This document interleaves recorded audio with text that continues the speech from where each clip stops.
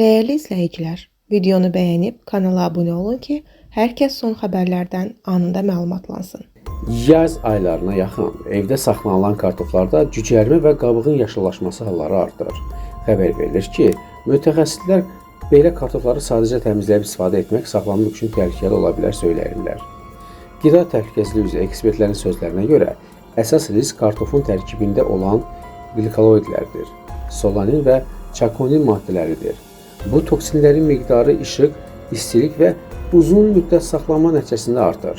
Xüsusilə yaşıl ləkələrdə və cücərtilərdə onların səviyyəsi yüksək olur. Adi bişirmə üsulları bu maddələri tam məhv etmir. Solanin zəhərlənməsi zamanı qarın ağrısı, ürək bulanma, qusma və baş gicəllənmə kimi əlamətlər yarana bilər. Mütəxəssislər bildirirlər ki, yumşalmış, yüzlü yaşıllaşmış və çox cücərmiş kartofdan istifadə etmək olmaz. Kartof qaranlıq, sərin və yaxşı havalandırılan yerdə saxlanılmalıdır.